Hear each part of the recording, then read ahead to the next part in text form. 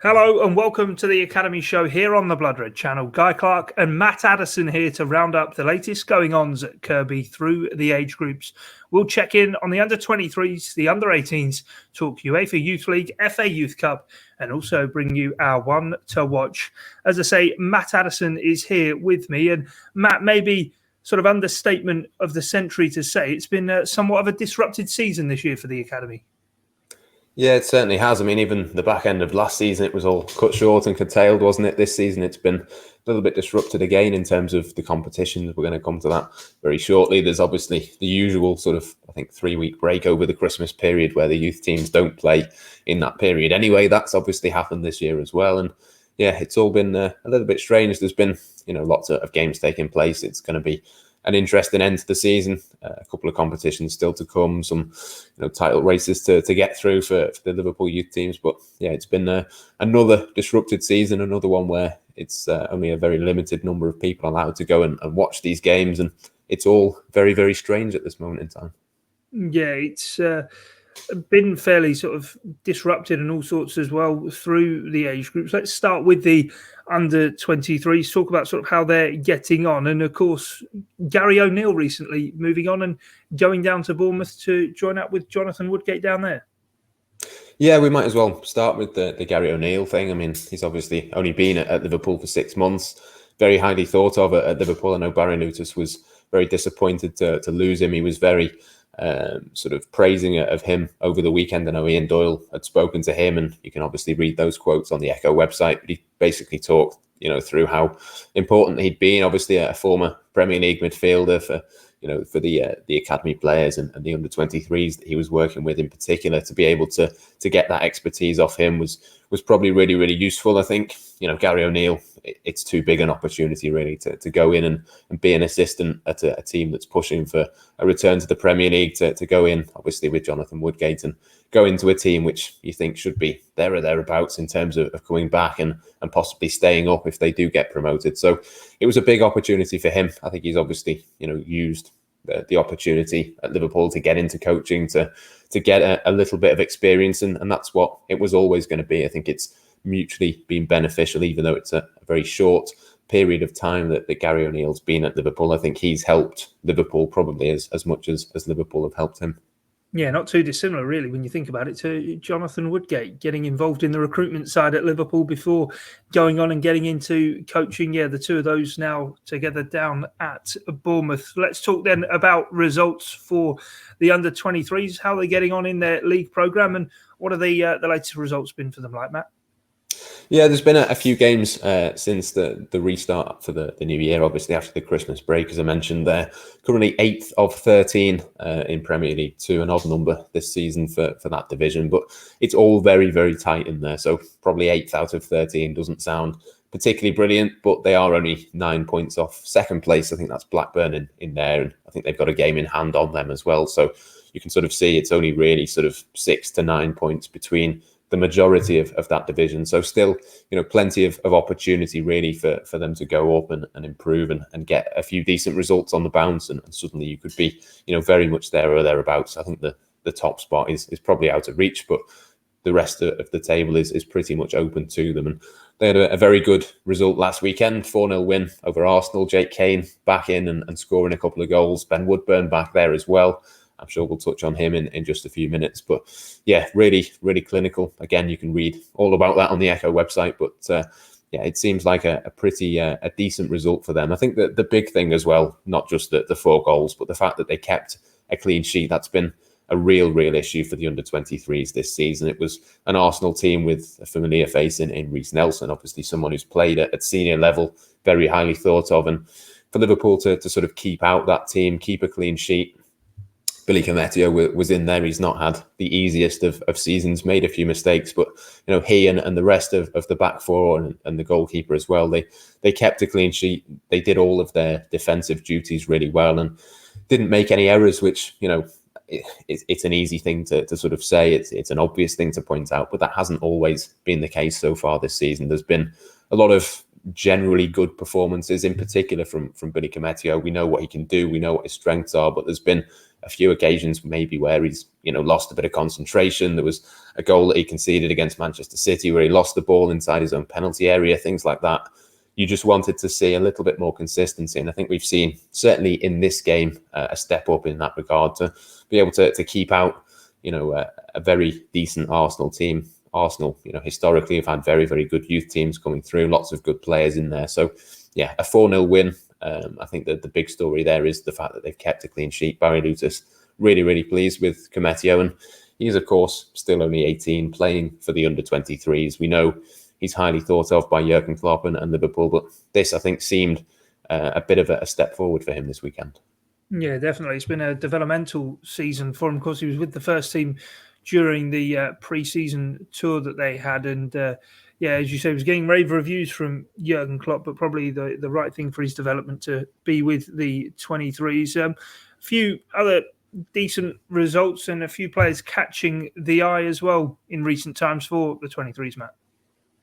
Yeah, there's been, I think, 3 other games since the restart. They drew 1 each with Everton, which is not the worst result in the world. Everton, again, another of those teams at under 23 level that you seem to see there or thereabouts at the top of the table each season. So that was a decent result. They then went to play Manchester United. That was a home game, actually. And Amad Diallo, I think they've just spent about 20 or 30 million pounds on him. He scored a couple of goals in that one. Looks a real prospect, as you'd expect. I think they bought him from Atalanta. They've spent a fair bit of money on him. I think he's made his first team debut since that, possibly in the Europa League last week. So yeah, it's a disappointing result in the fact that it was 6-3. They conceded, obviously, a lot of goals in that game, but the fact that you're coming up against a player like that and a good team in Manchester United means that sort of thing can happen. And I suppose it's the sort of inconsistency of it that the game after that, I think it was, they'd gone to Chelsea and beaten Chelsea 3-2. Again, another fantastic team at youth level, but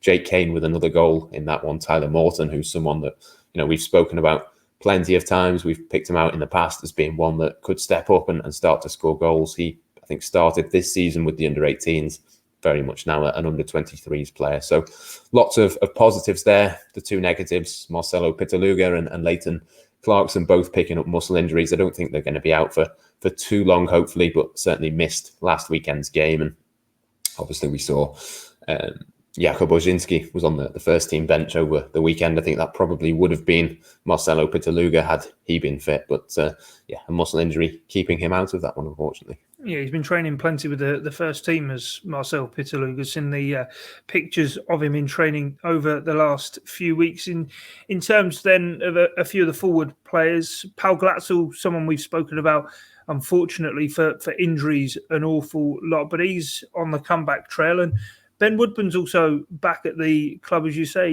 He was with Blackpool for the first half of the season with Neil Critchley, but Woodburn now back in and about the under-23s for the remainder of this season. Yeah, it's an interesting time, I think, for Ben Woodburn. He's obviously, as you say, spent the first half of the season at Blackpool. Didn't really work out for him. I think he tested positive for coronavirus and had to miss a couple of weeks in and around November. I think he only played 11 games for them in the first half of the season. They did have the option to keep him for the second half, but Blackpool decided not to. He's come back to the under-23s, and I think it's going to be a big sort of help for the rest of those players in that age group. I think he can certainly help them get results and teach them a few things. He's obviously been out at Oxford United in the past. He's got a lot of senior experience, but in terms of his Liverpool career, I'd be surprised if he didn't move on in the summer. I think he's 22 now. It's a big few months, I think, ahead of the summer transfer window. It seems an awfully long time ago that, I think he was 17, just about 17 when he scored against Leeds. It does feel like a long time since that. And we know that he's got a huge amount of talent. I think he's, quite easily could be a championship player if the right club comes about for him. But it's always been a case of finding a team where he can use his technical skills, use his abilities. I always think of a team like a Swansea or someone like that. You think of Rhian Brewster did fantastically well when he went down there. I wonder if there's a similar sort of move possibly for Ben Woodburn. But certainly I would keep an eye on him for the rest of this season. I'm sure he is one that is probably going to be one of the standouts in the under-23s. You'd certainly hope so with the quality that he has. And I think he's pretty much going to be playing every game. There's a couple of injuries in that age group. Paul Glatzel we're going to come to later, as you say, but he's back now. He's going to be eased back in, I think, given his injury history. But Jack Bearne is now out. He's going to miss the rest of the season. Obviously plays a similar sort of position to Ben Woodburn at times. He's got ankle ligament damage. So, yeah, the same ankle that he's had that on before, unfortunately. Some more surgery for him. And he's another one that I think you wonder if time is running out at Liverpool, but certainly has a career elsewhere. I think he's 20 in a couple of months' time. So it's a crucial sort of time of his career. Very unfortunate that he's picked up this injury, but he's a talented player, and I'm sure there'll be a lot of clubs further down, maybe Championship, maybe League One, but I'm sure there'll be a few teams that are taking a keen eye on him. Yeah, certainly. Let's ourselves then go further down. Let's look at the under-18s and a couple of names and players that we've been keeping an eye on. Mateusz Musialowski and also Michael Frauendorf as well. Two players we've been very excited about here on the Academy show, and know that they've been involved in some drama for the Reds recently. Yeah, they certainly have. It was the mini derby, as we call it, over the weekend against Everton at under-18s level. And yeah, Frauendorf put Liverpool in front. Some good work, slightly fortunate with a deflected shot, a little bit like Roberto Firmino, some good footwork, but then got a bit lucky with that shot that found the back of the net. But I don't think he's got the dubious goals committee to deal with, though, does he? No, he doesn't. Thankfully, that will remain his goal. Well deserved as well. He's one of those that has always sort of been picked out well as settling in. Obviously signed last summer, different country, different sort of circumstances to move during the pandemic and all of that, but he seems to have settled in well. Opened the scoring within just a few minutes of that game. Liverpool then thought they'd thrown it all away, having been fairly dominant and fairly comfortable in that game. Everton had a bit of a spell late on, managed to equalise in the second minute of added time, only for then Musialowski to go and score a couple of minutes later, and they ended up winning that one. So, a really good result and an important result. I know we always say it's not the most important thing, is it? The results, it's always about development. But, Liverpool very much in a title race with both of the Manchester clubs at the moment. They've played a couple of games more than both City and United, but all three clubs now on 36 points. So very, very tight. I think Liverpool play Manchester United next weekend as well. So that could be an important one. Hopefully I'll be able to go down and watch that one. But there's a lot of games still to go in that division. Lots of things can happen. And Liverpool probably the third favourites out of that, given the number of matches that they've played compared to their rivals. But yeah, certainly a three-way battle for the title, I think, for the remainder of this season, which certainly something for us to keep an eye on. I know we're going to talk more about the signings that came in midway through the season. Kaide Gordon, of course, one of those. But in that under-18s group, it does seem as though there is a lot of exciting attacking talent now that's been sort of put together. Yeah, absolutely. I know Ian Doyle wrote a piece over the weekend on Liverpool's transfer plan coming together, and I think that's absolutely spot on. I mean, you look at the front four that they've got. Max Voltman in there as well, playing sort of a false nine position. But then the other three are all players that they've brought in recently. Obviously, Musialowski and Frauendorf have both come in last summer. Kaide Gordon has now been added to that. Still only 16, but has gone straight into the team at under-18s level. Obviously, when you come in with a fee on your back of up to 3 million, you imagine that's going to be the case. But a little bit of pressure on his shoulders. But it all seems to be coming together to have that front four, to have the ability for each of them to play in a couple of different roles. I spoke to Mark Bridge-Wilkinson, their manager, earlier this season, and he was sort of talking of Musialowski being able to play effectively in all four of those positions. He can play either side, he can play a little bit deeper, he can play through the middle as well. So I think it's a good thing to see, and it does sort of replicate the first team in that regard as well. You think of someone like Sadio Mane, you could imagine him playing in any of those positions. You can play 3 out of the 4 and go with a front 3, or you can have all 4 on the pitch at the same time. So yeah, plenty of options for them. Still all very young. I'm pretty sure that none of those 3 new signings are 18 yet. Certainly Kaide Gordon isn't. So that there's still plenty of time for them to develop in the under-18s and then take that step up at some point in the future. So I'd imagine all of them will finish this season with the under-18s, but heading into next season, I think certainly one or two of those names, probably Frauendorf and Musialowski, you'd imagine might start getting a couple of matches for the under-23s, and even Kaide Gordon, to be honest. I mean, even though he's only 16 at this moment in time, the talent is clearly there. It's just a case of who's ahead of him and who goes on first team pre-season tours and things like that. But it's going to be an interesting few months, I think, for each of them. Before we move on then, theme of the season, running, it seems, from first team through under-23s to under-18s is injury, of course. And unfortunately, James Balagizi put a picture on social media during the week, didn't he? In a protective boot, unfortunately. Yeah, it's one of those that I think Liverpool were slightly fearful of what was going to happen with that. He was obviously very fearful of it as well, putting out the message on social media. He's already been out for a few weeks with a little bit of an injury on that same ankle. He'd come back, started training, started playing again, but then got a little bit of a recurrence. I did look into that one, and Liverpool say they've told me that it's a good sort of scan result. It's positive. It shouldn't be too bad. And I know that he has since put out a message on social media as well to say that he's very relieved that is the case. I think it's one of those things when you're a young player coming through, you need these moments to come at the right time. You need to avoid injury, obviously, as much as possible. But when you're trying to take that next step, it's just about getting a little bit of luck. And unfortunately for Balagizi this season, it's not quite been the case. He's had a couple of little injuries. He's had a couple of things which are not massively serious, but enough to keep you out of a few weeks. And a few weeks at any level is a long time, but certainly at under-18s level, if you can put together 4 or 5 performances, show yourself, and an opportunity presents itself, maybe a Leighton Clarkson gets injured or Jake Cain's away with the first team, suddenly, as Tyler Morton has found, you can find yourself in the under-23s very, very quickly. And certainly James has got the ability to do that. He's got the quality that he needs, but not quite had the luck to go with it so far this season. But it certainly seems like a positive thing for him. He appears to be back. He appears to be okay. We hope that is the case, and he can get back playing at the top standard that he can do very quickly, because Liverpool have got a top player on their hands there, but you do need a little bit of luck on your side as well. Yeah, that aside, the under-18s in fine fettle, as Matt said, in a sort of 3-way race for the Premier League Youth sort of North Group title, as it were. They, Manchester City and Manchester United, all tied on 36 points, and no less than Manchester United coming up next for the under-18s. Let's dive now, though, Matt, into cup competitions, and let's start with the UEFA Youth League, which unfortunately has been scrapped for this season.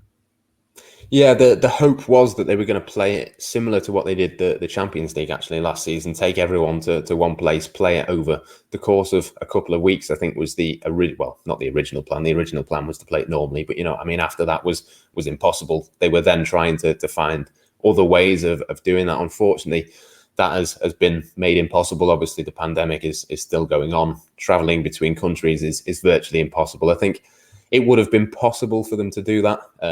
It would have been, something that they could have got around. They could have argued the case for it being elite sport and so on, but it's just too hard to justify it, really. It's one of those that would have been really, really difficult to organise and to get everybody in the right place at the right time with all quarantine periods and things like that. So it's unfortunate. Liverpool would have actually been playing against Marseille today. It would have been, a really interesting tie. It would have been at Liverpool, I think, that one, if the competition had gone the way they wanted it to. But unfortunately, it's one of those that has had to fall by the wayside. And it's really unfortunate, I think, for this group of players. We spoke before about the unfortunate timing of injuries for Balagizi, for Jack Bearne as well. But this is unfortunate as well. I think we've seen, obviously, last season, the standout 2 players from Liverpool's UEFA Youth League campaign were Curtis Jones, who's obviously had a fantastic season, a fantastic weekend as well. And Harvey Elliott, you could say the exact same thing, though those 2 players were the standouts,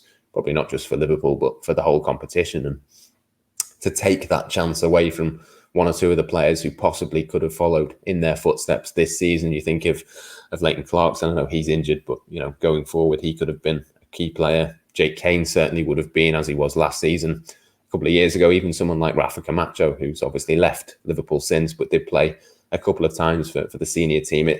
It's a bit of an opportunity, I think, that's been robbed of one or two of those players this season. And it's a big few months for a few of that group that would have played, and to have that taken away from them, I'm sure is a pretty difficult thing for them to take. Yeah, as you say, both Leighton, Clarkson and Cain having been involved in Champions League matchday squads as well. And I suppose for Mark Bridge-Wilkinson, it's probably a disappointment as well. I know you've recently been looking sort of into the Red Bull clubs, and Marco Rosa, who's going off to Borussia Dortmund, had won the competition with RB Salzburg a few years ago. But that's the Youth League then, Matt. What about the FA Youth Cup? Because last I knew this was being scrapped as well, but you tell us that it's back on. It is, yeah. The FA, thankfully, have put out a statement and reversed their decision. I'm not sure it was ever 100% scrapped. I think it was not going to be possible as it stood in January, but things have since changed. It's going to be back. It's back from Saturday, 20th of March. So still a little bit of time to wait for that to come back. But I think that the sort of state of play in January was that, technically they could have continued to plan it, but they decided at that time, a little bit similar to the Youth League, that it just wasn't worth the hassle and the effort. But thankfully they've changed their mind and decided to bring that back. So yeah, Liverpool playing Sutton United in the third round, slightly easier draw, you might say, compared to what they got last year. As reigning champions, they got Tottenham and were then knocked out in the same round of the competition last season. So you'd imagine they'd be able to get through that. The final being on May the 29th. But if Liverpool do beat Sutton United, they'll then play Manchester United. You would imagine they play Salford in their third round tie. So a potential Liverpool-Manchester United game on Saturday, April the 3rd. Certainly one to watch out for, I think. Yeah, definitely. Don't know if you can hear my dog barking in the background. Can't do much about that, unfortunately. But the Youth Cup has been an important competition, obviously down the years for Liverpool players, as well as in recent times.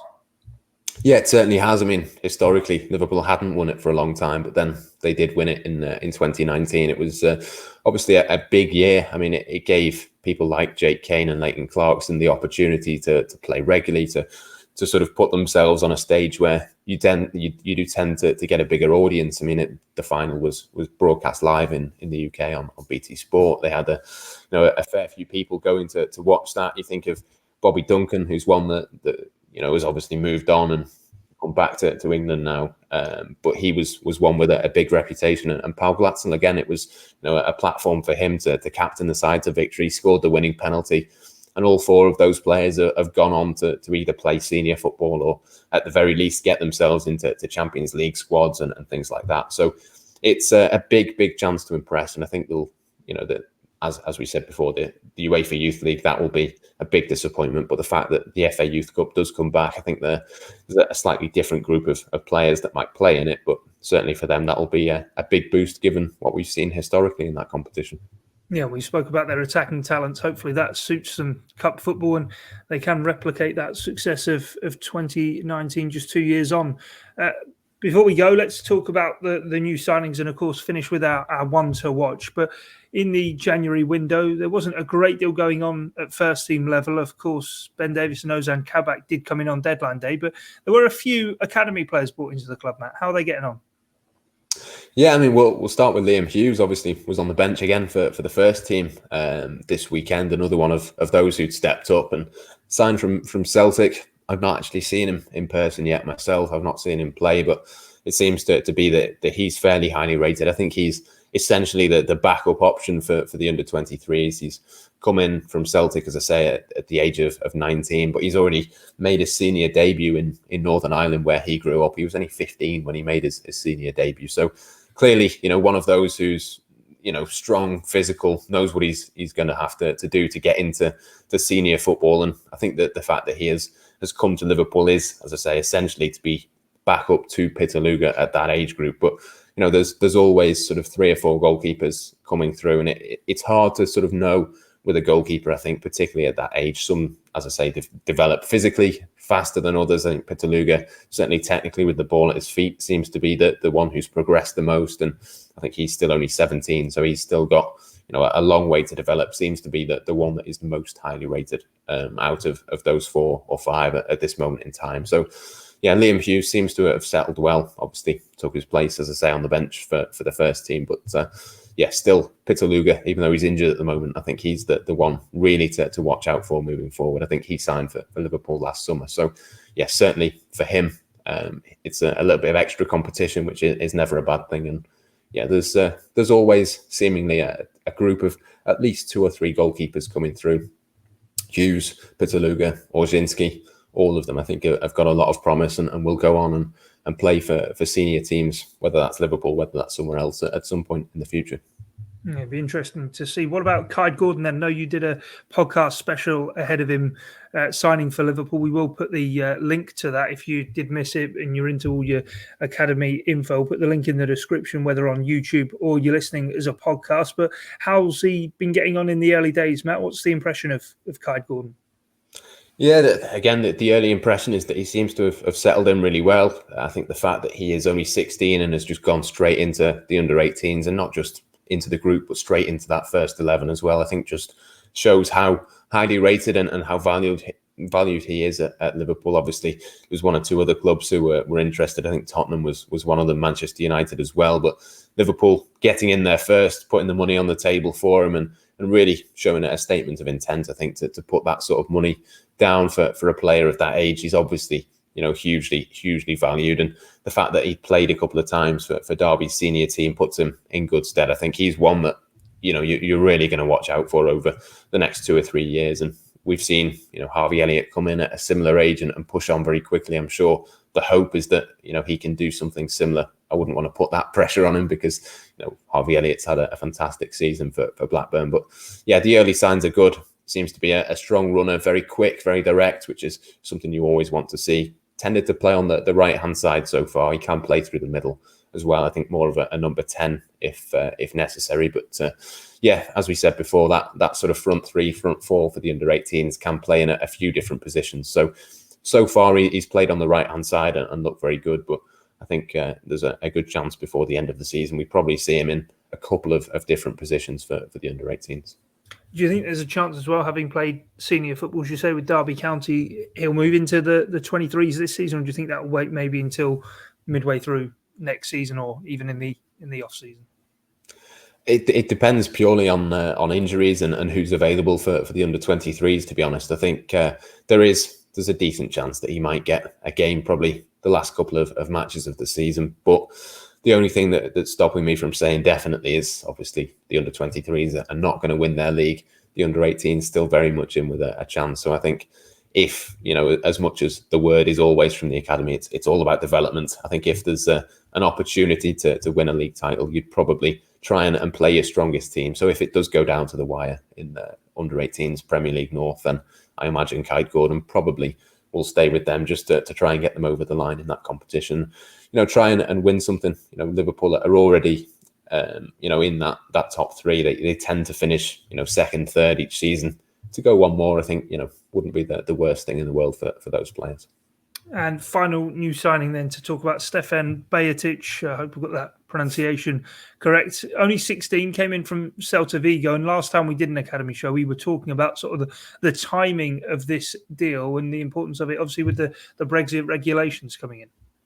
Yeah, so he'd only just signed. Liverpool had to rush to get the transfer deal over the line just before that Brexit deadline. If they'd have done it on the day of the Brexit deadline or any time after that, he wouldn't have been able to sign. But thankfully, they managed to get that again. They beat Manchester United to his signature. Very highly rated player. He's not played for the under-18s yet. He's in with the under-16s at this moment in time. And he's still sort of settling into life in Liverpool, but he has been able to move over. I did wonder whether he'd even be able to make that move to Liverpool given the pandemic and the circumstances. But I've checked with the club and they do say that he is there. He's with the under-16s, settling in well, but obviously it's a new country, a new style of football, and still only very, very young. So plenty of time for him moving forward to develop. But again, before the end of the season, I think there's a decent chance that we could see him for the under-18s at some point. And obviously a highly rated central defender. Liverpool can't get enough of those at this moment in time. No, definitely not. Timely acquisition indeed. Let's, before we go then, do our one to watch, and a player who has unfortunately had injury nightmare after injury nightmare, but now on the comeback trail, Matt, and we're hoping has a big finale to the season, certainly in with the under-23s. Yeah, one to watch is a slightly more obvious name than sometimes we try and go a little bit left field with these names. But I've gone with Paul Glatzel. I don't think I've ever gone for him before because he is one of those more obvious names. But the reason I've gone for him is because, as you say, he's back from injury. He played about 15 minutes over the weekend for the under-23s off the bench. And it's a big time, I think, for his career. He's 20 now. He's just turned 20. It's a crucial stage of, is he going to go on and play senior football? I don't think at this stage it's going to be at Liverpool, unfortunately, just because of the options ahead of him in that first team. But it's a big few weeks and months, I think, before the end of the season for him to earn himself a move. And I think that the added bit of interest for me is that Leighton Stewart now has taken the opportunity, as I mentioned before, when you get injuries in the under-23s. Somebody from the under-18s has a big opportunity, and Leighton Stewart seems to have taken it. He took a couple of games to get off the mark for the under-23s, but he is now scoring, doing exactly what he did for the under-18s. I think he's still the under-18s Premier League North top scorer, even though he's not played for them since 2020. So a big, obviously, goal-scoring talent in Leighton Stewart. Similar-ish player to Paul Glatzel, both very, very highly rated. Glatzel's obviously been there and done it for 2 or 3 seasons. He's a little bit older, a little bit more experienced. He's been the captain. He's obviously won the FA Youth Cup as captain. There's a lot to like about both of those players, but I think the competition between the two of them could bring out the best in each of them. And certainly for Paul Glatzel, just because of how old he is and the stage of his career that he's at, I think it's really, really crucial that he takes that and gets himself back on the pitch regularly, first and foremost, and scoring goals, because he's a huge, huge talent. He's one that in that sort of 18-19 season of the FA Youth Cup season, everyone was sort of raving about Bobby Duncan, obviously the relationship to Steven Gerrard. For me, Paul Glatzel was always the one that you thought would go the furthest and would go on and play for Liverpool, because he's not just about the goals. He's got everything. He's got the captaincy. He's got better sort of temperament and that sort of thing as well. Seems a lot more of a rounded player, but been injured since then, pretty much. Not had the greatest of luck, but if he can get himself fit, I'm sure there's a move in the summer, and you wonder, maybe a championship club, maybe someone like that could come in for him, and I'm sure, he could do a job and go on and have a fantastic career. Yeah, hopefully his luck does change, because he has trained with the first team a number of times, and Jurgen Klopp has spoken glowingly himself about Paul Glatzel. Well, that's it from us here on the Academy Show on the Blood Red channel. Make sure you keep across the Liverpool Echo with Ian Doyle and Matt Addison, keeping us informed regularly with what is going on down at the Academy. But from myself, Guy Clarke and Matt Addison, thanks for your time and your company on this edition of the Academy Show. It's bye for now.